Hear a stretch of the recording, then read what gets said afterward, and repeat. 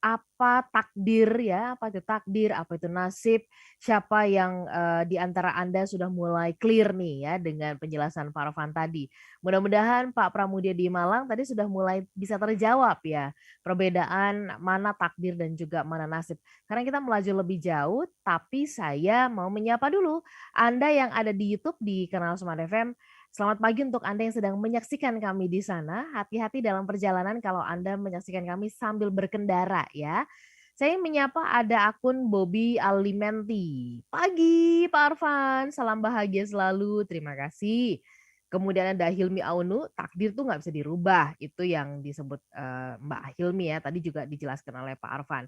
Baik, Pak Arfan kita sambung, bahasan kita. Nasib, seringkali dipandang begitu buruk kalau dengar kata nasib ini tuh, seolah-olah kayaknya Tuhan tuh tega banget sih menempatkan kita dalam situasi yang seperti itu gitu ya, saya nggak seberuntung dia gitu ya. Nah tetapi tadi Bapak mengatakan bahwa takdir Tuhan bagi kita adalah menjadikan kita yang terbaik, versi kita masing-masing. Hanya kan dalam perjalanannya nggak mulus nih Pak Arfan ya.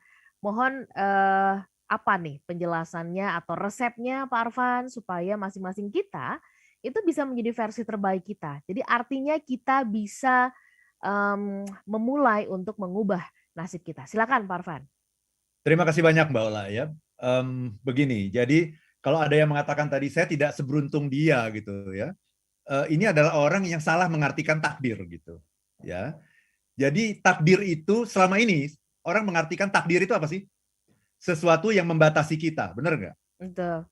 Saya nggak bisa dapat 10 karena takdir saya cuma 5. Mhm. Saya ingin mengatakan itu konsep yang salah gitu. Jadi takdir itu bukan sesuatu yang membatasi kita. Takdir itu adalah rahmat Allah. Mhm. Itu dulu. Takdir itu adalah rahmat Allah. Takdir itu adalah hadiah terindah dari Tuhan yang diberikan kepada kita ketika kita lahir. Itu adalah apa? Takdir. Mhm. Itu hadiah terindah loh Mbak Ola, yang diberikan Tuhan kepada kita ketika kita lahir. Bahwa lahir ke dunia misalnya Ola Nurlija yang diberkahi dengan begitu banyak talenta. Mhm. Dan dikirim Tuhan ke dunia ini untuk menjadi orang yang terbaik di bidangnya. Mhm. Itu dulu, itu yang namanya takdir. Jadi nomor satu, ubah mindset Anda. Takdir itu bukan sesuatu yang membatasi. Takdir itu adalah rahmat Rahmat. Allah. Rahmat Tuhan. Berkah yang terindah itu takdir. Nah, kemudian apa beda takdir dengan nasib? Takdir itu adalah kuasa Tuhan. Takdir itu kuasa Tuhan. Nasib itu adalah kuasa kita. Jadi ada dua nih, kuasa Tuhan, kuasa kita. Nah, takdir kita itu adalah ibarat mobil Formula 1 gitu, ya Formula One itu, mobil balap itu diciptakan oleh penciptanya, pencipta mobil itu bisa kecepatannya bisa 300 km per jam. Mhm. Yang bikin kecepatan 300 km per jam itu siapa, Mbak Ola? Mhm. Yang membuat kecepatan kita dong, Si menentukan. pencipta. Mhm. Yang membuat mobil balap itu punya kecepatan 300 km per jam itu si penciptanya, Si pencipta mobil pembuat ya. balap itu. Iya. Nah, tapi berapa kecepatan mobil balap itu sekarang? Nah, itu kita yang bikin. Itu yang namanya nasib. Mhm. Mhm. Jadi 300 km per jam itu namanya takdir. Tapi berapa kecepatan kita hari ini? Itu namanya nasib. Oh, kecepatan saya 50 km per jam. Ya tingkatkan dong jadi 100. Tingkatkan dong jadi 200. Itu namanya nasib. Jadi takdir itu adalah diri kita yang terbaik. Itu namanya takdir. Ya. Nasib adalah diri kita hari ini. Itu namanya nasib. Ya. Nah, tugas kita di dunia ini adalah bagaimana kita mencapai takdir kita. Jangan sampai anak ayam, jangan sampai anak elang, seekor elang, akhirnya dia lahir sebagai anak ayam, hidup sebagai anak ayam, dan mati sebagai anak ayam. Kenapa? Karena dia tidak pernah mengejar takdirnya. Jadi takdir itu adalah sesuatu yang harus dikejar. Karena takdir itu adalah diri kita yang terbaik. The best version of ourselves. Itu yang namanya takdir. Jadi tugas kita di dunia ini adalah apa? Mengejar takdir itu. Dan dengan mengejar takdir itu, kita akan husnul khotimah. Kalau bahasanya saya begitu. Dan menjadi husnul khotimah apa? Menjadi orang yang terbaik. Ketika kita bisa menjadi takdir seperti yang Tuhan ciptakan untuk kita gitu. Mhm. Mhm. Itu Mbak Ola. Jadi tugas kita di dunia ini apa? Mengejar takdir itu. Oke, Nasib berarti itu Nasib itu adalah hasil kita hari ini, skor kita hari ini itu nasib. Iya, iya, iya. Nasib itu adalah buah dari apa yang kita tanam, kita lakukan begitu ya, Pak Arfan ya? Betul. Jadi di Ya. dunia ini selalu ada gap, selalu Mhm. ada kesenjangan antara Antara takdir dan nas nasib. dan nasib, ya, Nah, ya, ya. tugas kita adalah memperkecil kesenjangan itu. Mhm, mhm, mhm. Sampai suatu ketika kalau sudah maksimal sekali nanti nasib adalah takdir. Nasib sama dengan takdir. Mhm. Dalam kondisi yang oke, nasib, adalah takdir kita itu adalah ketika tadi tuh ya, mencapai the best version kita gitu ya, Pak Arfan, Betul, sesuai dengan betul. Jadi sudah tidak ada gap ya, lagi antara takdir dan nasib, udah nggak ada gap sehingga nasib menjadi takdir. baik. Pak Arfan, kalau begitu kenapa kemudian, begini, banyak orang yang, bingung ya, takdir saya itu sebenarnya apa sih gitu, ya, gampang gitu, ini saya sebenarnya diciptakan, ditakdirkan tuh untuk jadi apa sih gitu. Kok kayaknya orang mudah banget bisa memahami itu. Bagaimana kita bisa mengetahui, mengenal, takdir kita? Apakah ini sama dengan, kita berusaha untuk mencari tahu, ya kan, tujuan Tuhan menciptakan kita di dunia nih Pak Arfan? Silakan Pak Arfan. Betul sekali, betul sekali. Tujuan Tuhan menciptakan kita di dunia adalah untuk melengkapi dunia ini dengan Mhm, sesuatu yang kita punya yang nggak ada sama orang lain. ya. Jadi kita itu the one and the only. Kita itu very special, very special. Ya. Mhm, Nah, mhm, ketika Tuhan menurunkan diri kita itu, sayangnya Tuhan bukan sayangnya ya. eh, Tuhan itu tidak menyampaikan secara langsung bahwa kamu itu ini gitu. Kalau kita tadi bicara mengenai mobil mobil balap Formula One, itu kita bisa tanya sama si pencipta mobil, sebenarnya kecepatan mobil ini maksimal berapa berapa sih? sih? Gitu kan? Si pencipta akan mengatakan 300 km per jam. Oh, kita tahu jadinya. Sekarang Betul. saya baru 100 km per jam. Berarti Mhm, gapnya itu masih ada 200 mhm, mhm, kilometer mhm. per jam. Nah, sayangnya dalam tanda petik Tuhan tidak mengatakan seperti itu. Karena kalau Tuhan ngomong seperti itu nanti malah semua orang takut juga ya, ada suara dari langit gitu mengatakan Mhm, mhm. kamu gitu, seperti ini Takdirnya adalah gitu adalah ya. gitu. Tapi cara komunikasi Tuhan memang bukan seperti itu. Ya, Mhm, cara komunikasi Tuhan adalah dengan tanda-tanda yang ada di seluruh kehidupan kita. Di dalam tubuh kita ini penuh dengan tanda-tanda. mhm, Itulah yang namanya ayat ayat kauniyah namanya. Kalau orang Islam bilang itu ada ayat kauliyah. Ayat kauliyah itu ayat-ayat yang ada dalam kitab suci. Itu namanya ayat kauliyah. Ada ayat kauniyah. Apa itu ayat kauniyah? Tanda-tanda yang ada dalam kehidupan kita ini, termasuk dalam diri kita. Dan tandanya ada dua, yaitu yang namanya passion dan talent. Jadi mmm, bakat kita dan passion kita itu yang namanya ayat kauniyah itu, ayat-ayat dalam diri kita. Nah, jadi intinya apa? Kenali dirimu, kenali dirimu. Balik lagi itu. Kenali dirimu, itulah kebijakan yang tertinggi di dunia ini. Kenali dirimu. Kamu itu elang, bukan ayam, kamu itu elang. Gitu. mhm, Nah, mhm. nanti kita akan diskusi lagi. Terus gimana tanda yang lain apa? Tanda Iya, yang lain adalah keinginan, Mbak Ola. iya, Jadi iya, ketika ada keinginan, maka kan seringkali kita sering salah memahami dengan mengatakan yang paling penting dalam hidup itu kebutuhan, bukan mhm, keinginan kan? Benar nggak? betul. Seolah-olah keinginan adalah sesuatu yang salah gitu ya Pak Arfan Betul. ya? Padahal Mbak Ola, keinginan itulah yang namanya ayat kauniyah.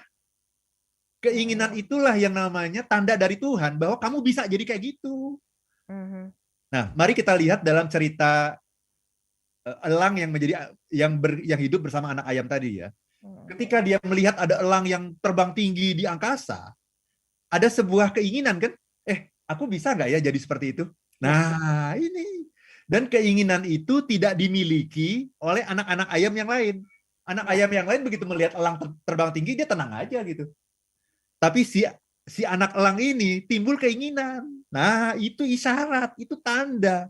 Itu namanya ayat-ayat Tuhan, itu yang namanya keinginan itu. Jadi jangan disalahpahami bahwa yang penting kebutuhan, keinginan itu bukan sesuatu yang baik. Gitu ya. Itu konteksnya berbeda nanti dalam hal-hal yang bersifat konsumtif. Tapi kalau untuk menjadi diri kita, itu keinginan itu nomor satu, Mbak Ola. mmm, oke, Itulah isyarat Tuhan yang terpenting itu keinginan. iya. Pak Arfan, apakah ini artinya, tidak ada cara yang lain gitu ya, kalau kita ingin tahu sebenarnya memahami lah ya lebih dalam tentang takdir kita, tadi ada 2 cara yang Pak Arfan, coba highlight ya kan. kita memastikan atau peka dengan tanda-tanda dalam kehidupan kita, dalam diri kita. Berarti kan kita mengenal diri kita, sama Ya, kemudian munculnya keinginan.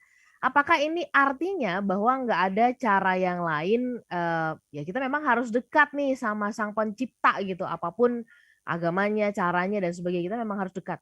Bisa nggak ya. sih nggak usah pakai begitu-begituan, terus kemudian kita bisa bisa dekat dengan Tuhan, Pak Arfan? Artinya tanpa harus mendekatkan kepada Tuhan, ya kita bisa tahu tentang takdir kita. Pak Arfan, kita bahas ini nanti di sesi berikutnya Ya, ya. Pak. Smart listener dan sahabat yang bergabung, terima kasih buat Anda yang menyapa kami melalui YouTube di kanal Smart FM ya. Banyak sekali respon dan juga pertanyaan-pertanyaan yang mungkin sudah mulai mempertanyakan nih di cermin. Ini takdirku apa nasibku ya? Ya, Kita sambung nanti di ya. sesi berikutnya. Tetap bersama kami. Terima kasih Anda menyimak perbincangan kami ya. Jadi saya yakin ini benar banyak yang mempertanyakan gimana sih kita bisa tahu takdir kita, kemudian nasib kita dan sebagainya. Tadi di sesi sebelumnya Pak Arfan menjawab bagaimana pertanyaan, tadi saya sempat bertanya juga, gimana sih kita bisa benar-benar tahu gitu ya tentang takdir kita tuh apa? Ada 2 cara tadi Pak Arfan sampaikan, kenali diri kita dengan tanda-tanda yang Tuhan sudah berikan ya. Kita diberikan tanda-tanda tuh banyak banget, dan plus kemudian coba identifikasi apa yang menjadi keinginan di dalam diri kita ya. Mudah-mudahan ini menjawab, memberikan gambaran kepada akun Kenixngi76 ya di YouTube, kemudian juga ada Terah Kungerit, kemudian juga ada KE Putri ya, dan kemudian Hilmi Aunu gitu. Nanti saya coba akan tanyakan juga beberapa hal yang lain, tetapi Pak Arfan, nah ini mengacu kepada tadi tuh ya pertanyaan sebelum jeda Pak Arfan, bahwa kita kan sering sering bingung ya dengan gambaran diri kita gitu kan, sering bingung dengan gambaran diri kita karena ada banyak gambaran di luar yang kita anggap itu jauh lebih baik. Harusnya saya kayak gitu tuh.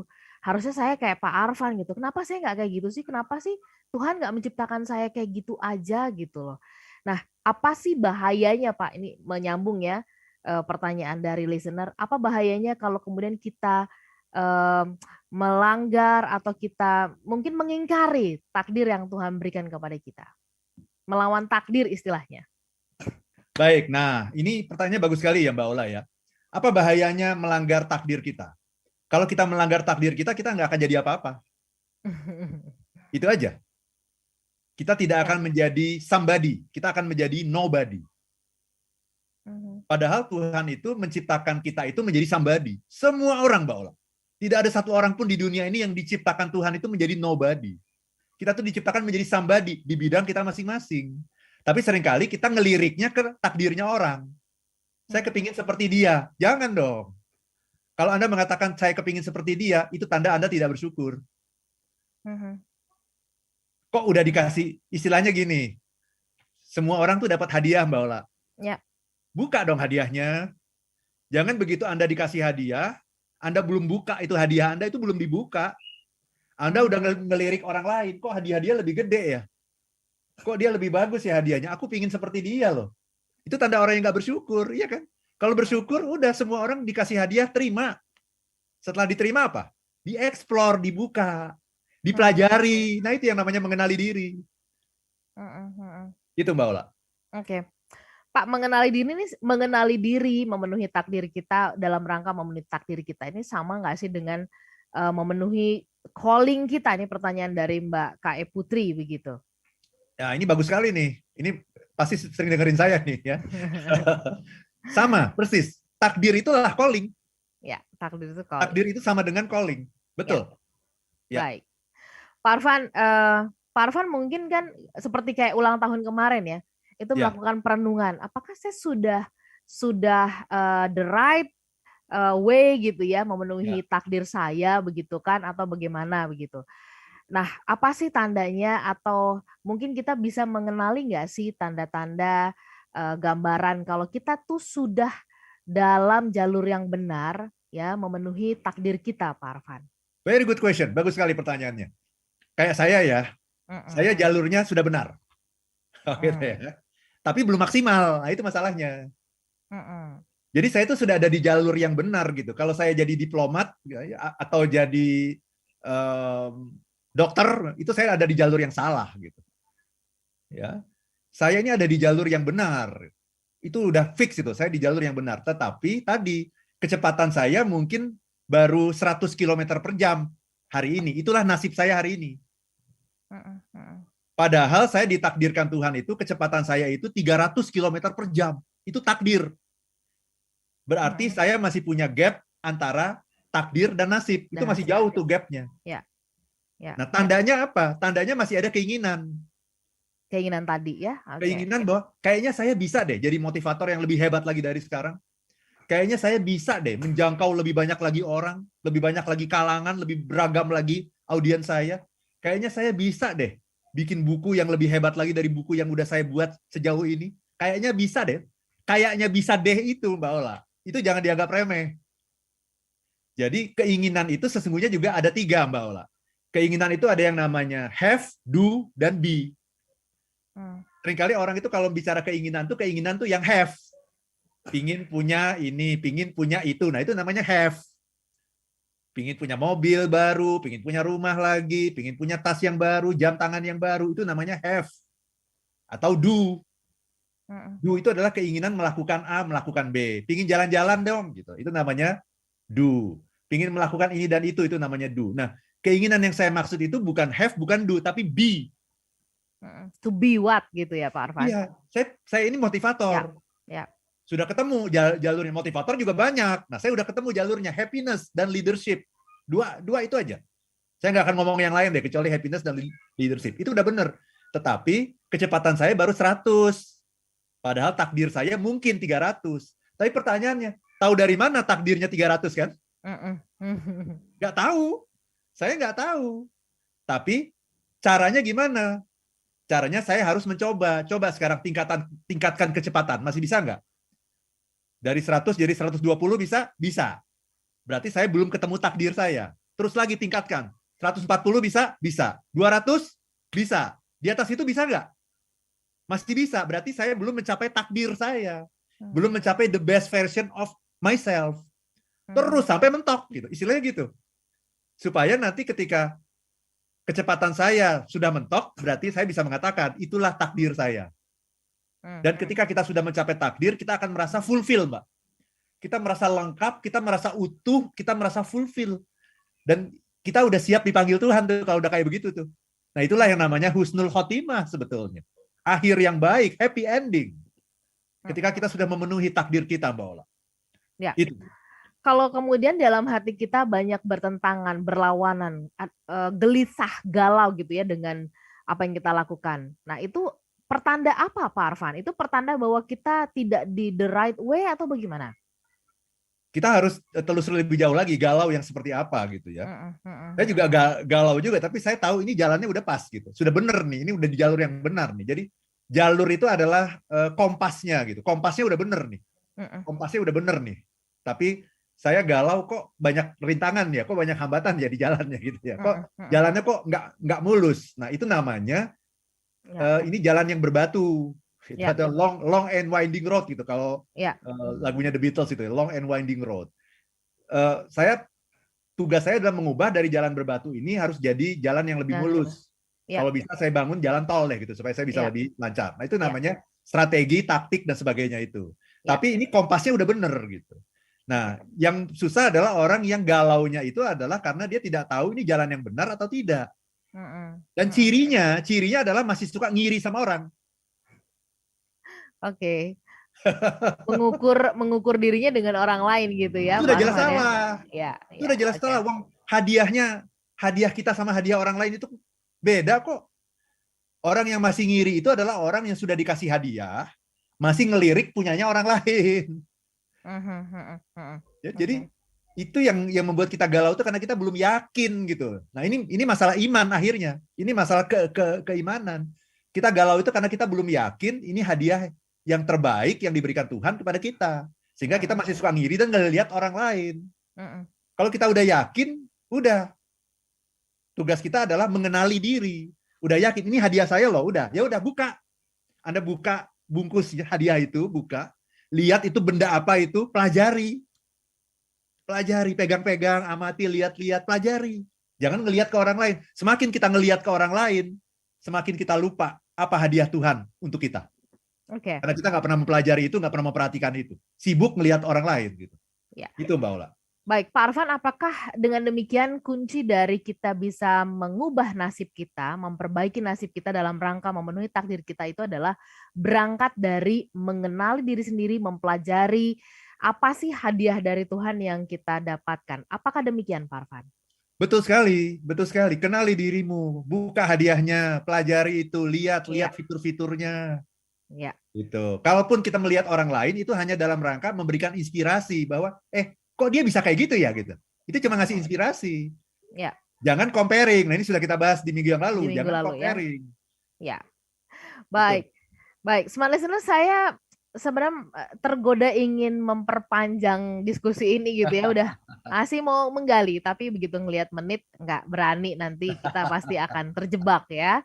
Tetapi yang pasti Smart Listener, apa yang kita miliki ini adalah pemberian dari Tuhan.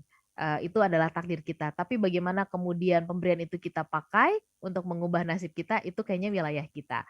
Pak Arfan, sedikit menutup perbincangan kita, apa yang ingin Bapak tekankan supaya kita kemudian tidak terjebak kepada kita menuduh Tuhan kayaknya memberikan takdir yang buruk gitu di dalam hidup kita. Ya, terima kasih Mbak Ola. Nomor 1, takdir itu bukan batasan. Takdir itu rahmat Allah. Itu dulu. Ya. Nomor 1.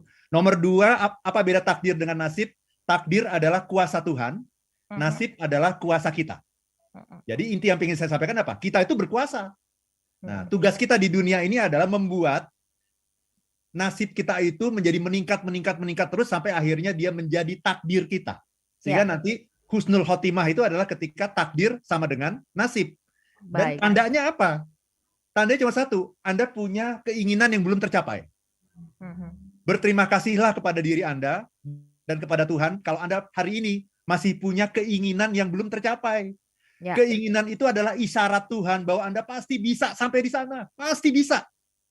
Kalau Anda tidak akan bisa, Anda tidak akan dapat keinginan itu. Keinginan itu tanda bahwa Anda adalah elang yang hari ini masih berada bersama anak-anak ayam. Tapi Anda bisa terbang setinggi-tingginya karena Anda punya keinginan. Keinginan itu isyarat Tuhan, ayat-ayat Tuhan yang sangat dahsyat itu, yang namanya keinginan. Baik. Itu, Mbak. Pak Arfan, kita tutup perbincangan kita pagi hari ini. Semoga Anda semuanya bisa mendapatkan insight dan membuka cakrawala berpikir kita tentang takdir dan juga nasib. Kami pamit, sehat-sehat untuk Anda ya. Saya Lanur Lija. Dan saya Arfan Pradiansyah. If you wanna be happy, be happy. Be happy. Be happy. Now.